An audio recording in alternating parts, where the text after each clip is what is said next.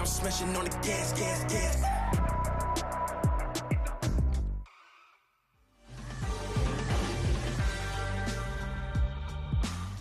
The Canadian men are back on the pitch, a 3-hour flight from Qatar's Bahrain, and that's where the Maple Leaf has landed. Today's match features players whose pro seasons have ended, so it's time to get minutes. It's time to make a last-ditch impression on the coaching staff. It's time to show you're ready for the World Cup. It's Canada versus Bahrain on Matchday Live, presented by CIBC. We're right here on One Soccer. Good morning, Canada, as we welcome you inside our One Soccer studio. Annie Petrillo alongside Oliver Platt, Christian Jack. We're getting you set for Canada versus Bahrain. Now, we're not going to see a lot of the big names in this game because this was scheduled for a lot of the players whose pro seasons have ended, namely Major League Soccer. Toronto FC, Vancouver Whitecaps, they didn't make the playoffs. These players haven't played since early October. CF Montreal, they did make the playoffs. They were eliminated. They were last in action at the end of October. And it's also a time to see players who have been injured. Just where are they exactly in John Herdman's eyes?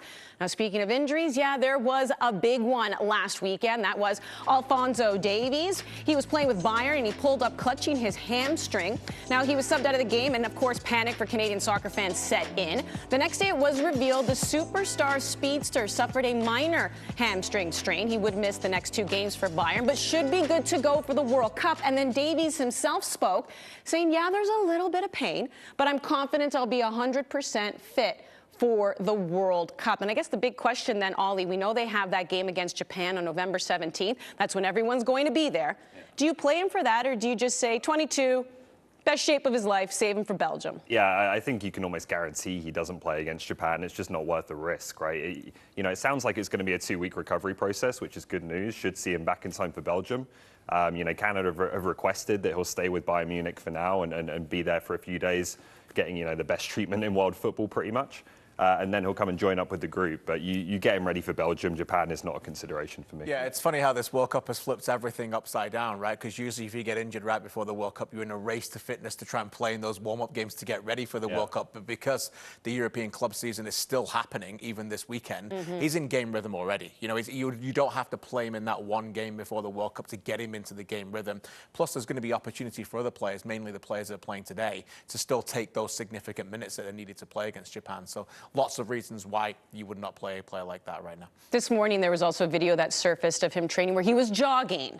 That's okay. We don't need to see him in a full sprint just yet. But either way, Alphonso Davies is jogging, and we're all going to be holding our breath until November 23rd, of course, once they kick off against Belgium. So here's a look at the starting 11 today. As mentioned, you're going to see a really heavy presence of Major League Soccer players. But in particular, when we discuss minutes played, yes, they all need minutes played because their seasons have ended. But KJ, who in particular are you looking at who you feel really needs it? Well, first of all, I love the fact that they're playing today, and I love to see these players playing in competitive minutes. I think Canada Soccer deserves a tremendous amount of credit for arranging a game like this, because if this wasn't taking the place, I would be really concerned about some of these players. But I go right to the right-hand side, and a player like Richie Larea, for me, who I think his last game, I remember I was there at BMO Field, was 6 weeks ago tonight, so that's a long time without playing any competitive minutes. And I don't think really he would admit himself that he's even been near his best, even when he was with Toronto FC. So I looked through it, his game log this year. He's played 90 minutes 9 times in the entire 2022 calendar year. He's a player that I think if you can get him to the level that he played during World Cup qualifying, he can be a difference maker in Qatar. And he's battling for his spot at the moment. We know that John Herdman has said Junior Hoylett can play in that position. He played in that position against Uruguay. So I think if Richie can get to a level where he got anywhere near the level in qualifying, that's a massive, massive upgrade for Canada. And you need this game in Japan to see if he can get in that form. You would have said that at the end of qualifying that he would be a nailed-on starter, and that's no longer the case. And I think that's an important part of it, is it's not just fitness. Some of those TFC guys, aside from Osorio, who had an excellent season when he was healthy, they didn't play at their best. Marc-Anthony Kaye is another one. Daniil Henry couldn't really get in the team. That, I think, is an issue as well, is the form as well as the fitness coming into this tournament. All right, well, speaking of fitness, Jonathan Osorio, we saw him in that game August where he picked up the injury. Then we heard about the neurological issues, tried to come back in September where he just played 18 minutes.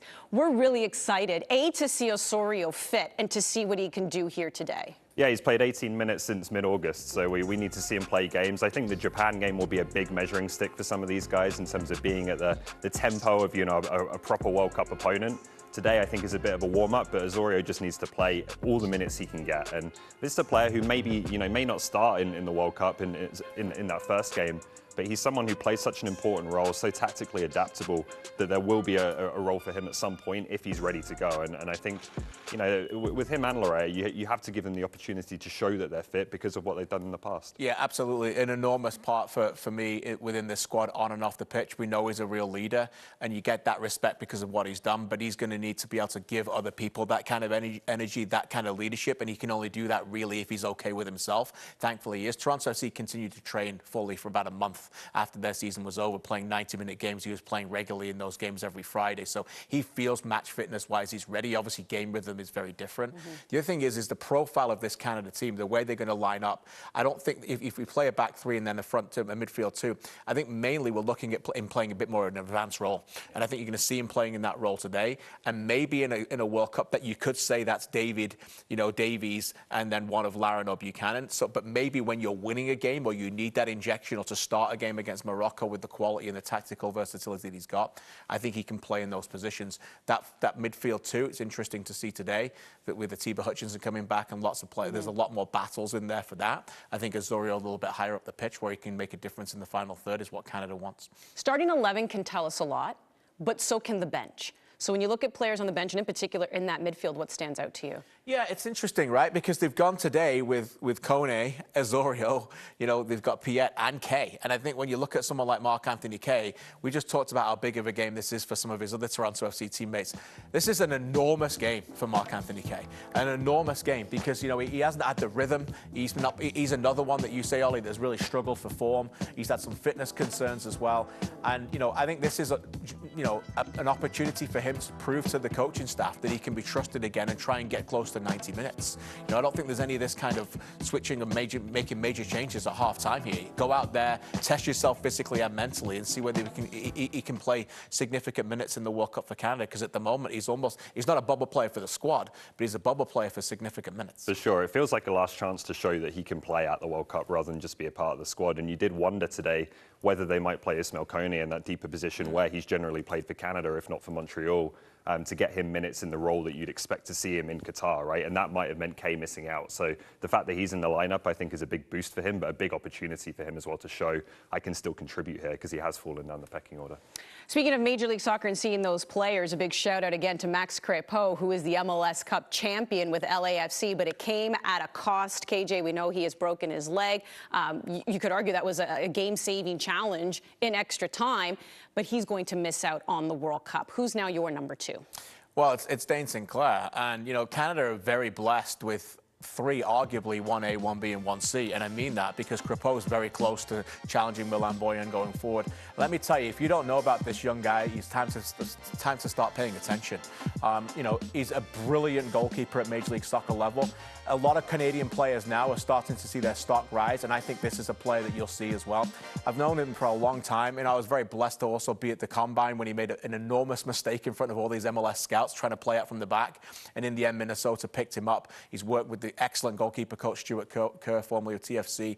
They rave about Dane. He's a brilliant shot stopper. But the other thing about him when you get to know him is that moments are never too big for him. He's got a very slow heart rate. He can get into the game very well at a point where he's not going to be concerned about if he doesn't get the ball for a long time. He's not got his opportunities. But I'd love to see him get more opportunities, and I don't think he's a player we should be worried about at all. No, it's a position of real strength, and I know no one's really thinking about this yet, but it's going to be interesting to see going into the Gold Cup, going into the 2026 cycle as well. There'll be some real competition there, I think. Crépeau's ready to go. Sinclair is a rising star for sure, I agree. All right, well, there's a lot of names we're being introduced to here. For some people, maybe the first time, but for others, you already know the name of Joel Waterman. After 1 year in the CPL playing with Cavalry FC, he became the first player in that league to make the jump to Major League Soccer. And while playing with CF Montreal, he caught the eye of John Herdman. He's now been called into his 5th national camp. He's still looking for his first cap, but that has not deterred him from setting goals of making the World Cup roster.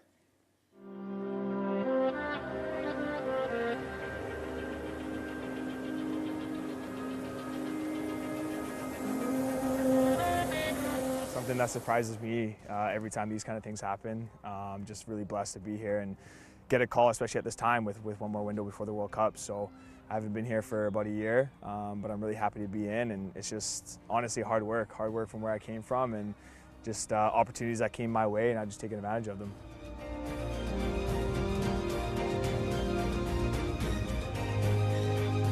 I think it's just seeing if I perform against the likes of Fonzie and Joe David. I think if I can defend those guys, I'm in a pretty good spot. So it's just testing myself against some of the best strikers in the world. They told me that they want to see me in those types of environments, and I'm really excited just to keep training. And whether I get game time or not, I think I'm just here to be a part of the brotherhood and just see if I can do my job and give the team in any way, shape, or form, my contribution and my value as a player.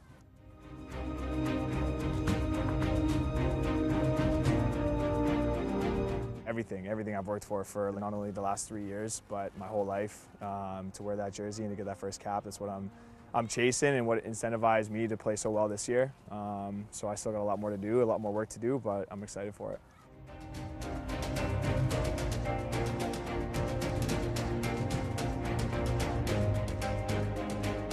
I think I've hit every Canadian ranks from university to PDL to everywhere. So it can be done, obviously, now with the CPL.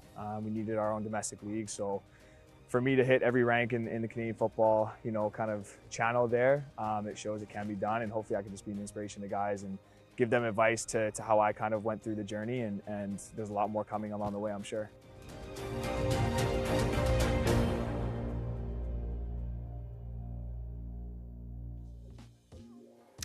We'll see if dreams do come true and find out if Waterman will be a part of Herdman's final roster, because the roster reveal will happen this Sunday, November 13th in the morning. Be sure to join our YouTube channel, youtube.com/OneSoccer, because we will have a live reaction show taking you through all the players who will be going to Qatar. Well, on this Remembrance Day, we take the time to honor the men and women who defend our freedom and those who will not grow old because they made the ultimate sacrifice so we can. We thank you and we remember you.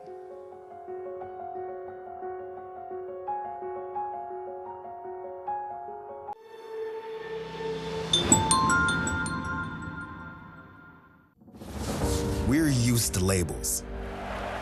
Apologetic. Sweet. Pushovers. 1, 2, 3, bang! But screw labels. No more being polite. No more sugarcoating. Because we're labelless and limitless. Oat Canada, the official plant protein partner of Canada Soccer. Canada's soccer heartbeat is growing faster as FIFA World Cup Qatar rapidly approaches. Are you kidding me? Hope for Canada's men's national team has captured our imagination. And the conversation is turning to the biggest stage. Momentum for the world's most prestigious tournament is crucial, and Canada has one more friendly to prepare. One final test. It's Canada versus Japan, November 17th. One Soccer.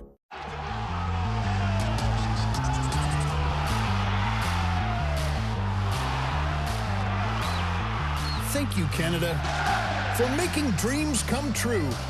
We're with you all the way.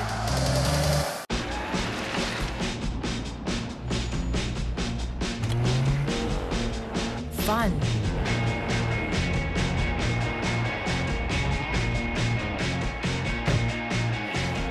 Intelligence. Drive. They run in the family. Corolla. For life's transitions, working from home, and even small businesses, life gets better when you have space. With no long-term contracts or leases, get the size you need. First 4 weeks free. Access Storage. Proud partner of Canada Soccer's men's national team.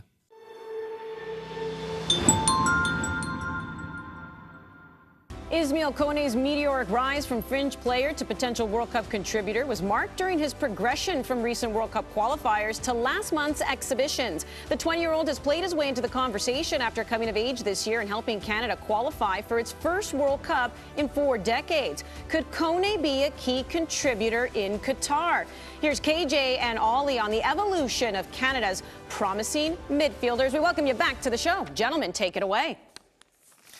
He's still only 20 years old. Undoubtedly, I think he is the next Canadian star. We don't use hyperbole much here on this show, but a star I think he really could become, Ollie. Let's talk about Ismael Kone, still only 20, and a player that has taken over an MLS game in the playoffs and really won a game by himself. But it has been an evolution. We go back, I think, first of all, to some of the clips we played in his debut, which was the final World Cup qualifying in Panama, and it didn't go his way all the time, but sometimes you need failure in order to improve, and this is some of the clips we show here. A bit of a struggling start in his debut here as you see him in midfield. Yeah, he was brought off at half-time in this game, and he had a really difficult time of it, and you're going to see in some of the clips here just the physicality of playing a World Cup qualifier, the lack of time and space maybe compared to what you're used to at club level. I think it's important to put this into context, though. At this point, this was back in March, obviously.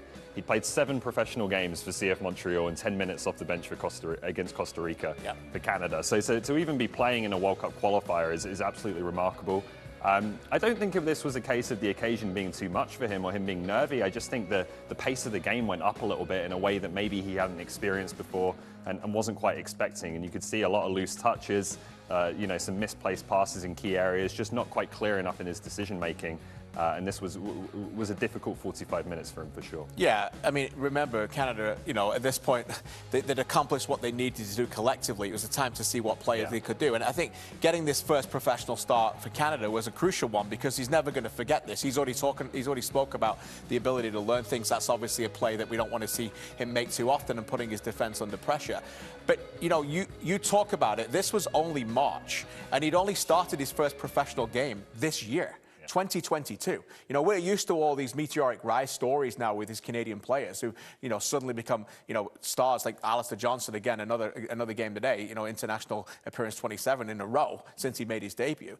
Let's get into what we saw with him then in the Uruguay game. And if we play this through now, there's a lot of things to like. This is not long after against the star team here in midfield. You can see Ismael Kone. Let's play this through. And as we do, I want to highlight something in particular and what I think we could look at the format going forward for Canada. If we can just pause it there, just go back a little bit before he spreads the ball on me. I want to show you something, Ollie, that for me, this system right here is a system you're going to see a lot for Canada in Qatar, right? You've got your back three, you've got your full back down here, which is in particular is either Hoyle or Larea, your wide left there, you've got your 3 here that are a bit of your Mavericks, and then you've got a 2. He's playing in this 2 here, which we don't expect to see him today, but when he is playing in that 2, he has that ability to get everybody on one side, and that cross-field ball pass, which could be crucial.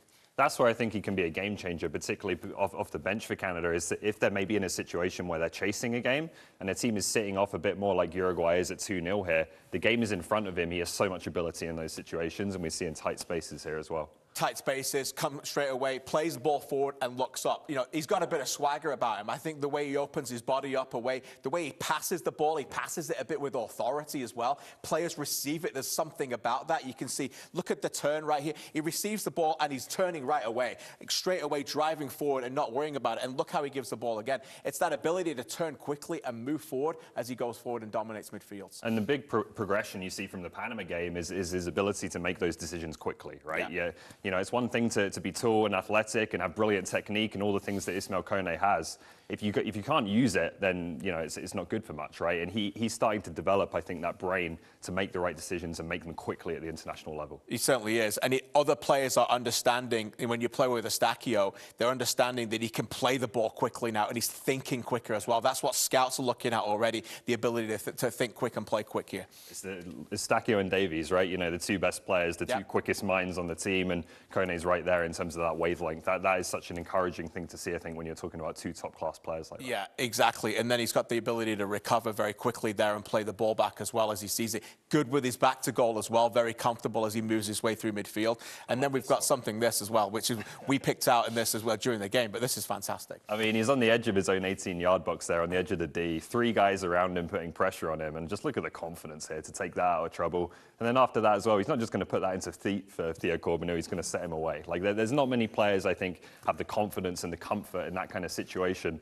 let alone a first-year pro to pull off something like that. John Herdman refers to this team as New Canada, but within New Canada, we're getting new Canadians because they're playing with swagger and intensity, right? This is what we're seeing now. This is a player that's hardly had any caps, and then he's playing games like that against world-class players in midfield, like Valverde and others, and the ability to control the ball. This is why the sky can be the limit for this player, and why I think we're going to get it into our post-game show, but why he can be trusted to play big-time minutes at the biggest competition in the world. And you go back to that Panama game as well, and you see, you know, John Herdman does identify these guys, right? I think it's the same with Johnston. It's been the same with a few.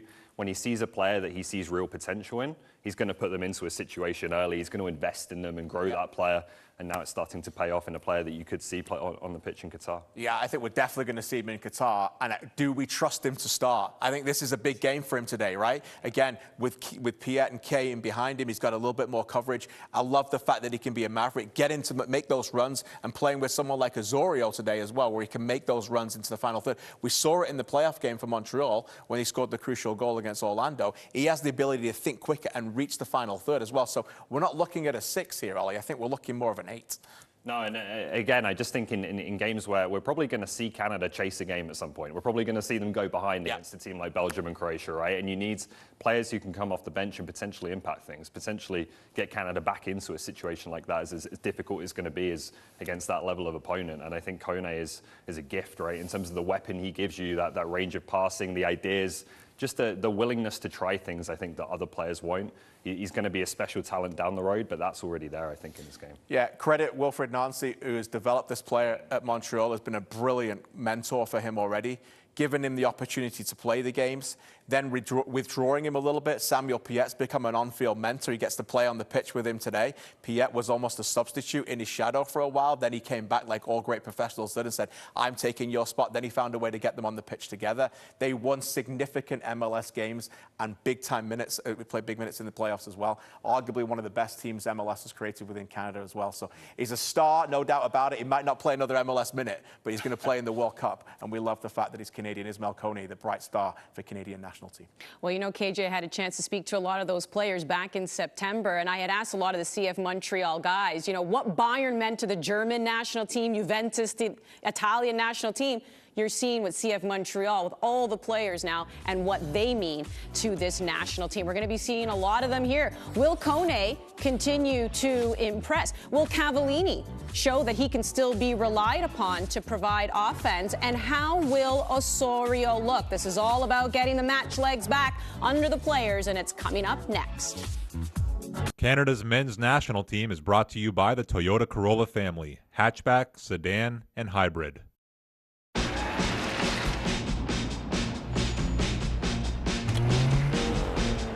Fun.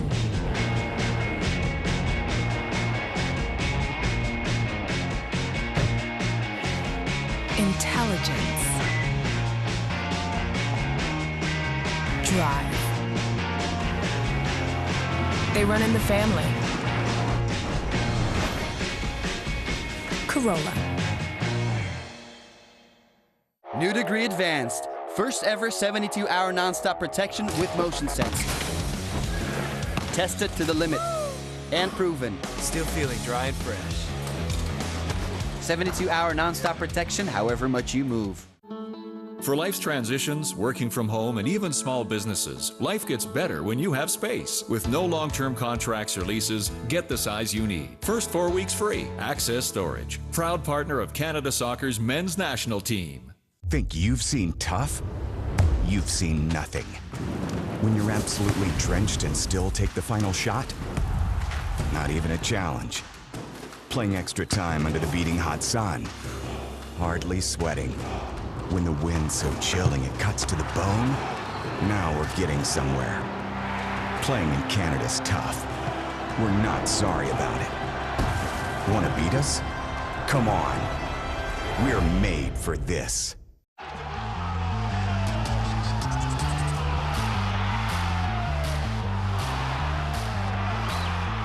Thank you, Canada, for making dreams come true. We're with you all the way. This broadcast of Canada Soccer's national teams is presented by Allstate. You're in good hands.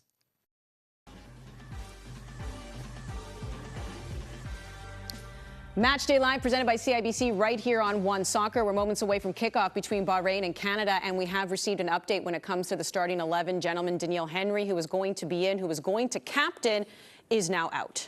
Yeah, I'm gutted for Daniil. He's picked up an injury in the warm-up by the sounds of it. Joel Waterman comes in, so a massive opportunity for him. But yeah, just really, really tough to take for Daniil Henry, and you would think that now puts his World Cup in some doubt. Yeah, crushing for Daniil. Great for Joel. What an opportunity he's got. You know, we've been waiting for this opportunity, former CPL, and now he gets his first start. And the other thing, too, is, again, it's about the profile of where you want to put them. Cornelius, more seen as a left-sided player, not necessarily that one who can play in the middle of this three. You have to think now this is why Joel Waterman will go to Qatar, even if Daniil Henry's fine, because he can play centrally in that position. So, you know, with Vitoria, whether he can play 3 games in the World Cup is a question mark. Daniil Henry has also got question marks, and now Joel Waterman, that midfielder, gets to play with Johnston and Miller, that club connection that works so well. Now they can work together as a 3 today for Canada.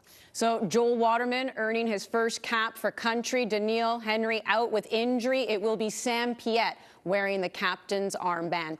Calling this one, Gareth Wheeler and former Canadian international Jimmy Brennan.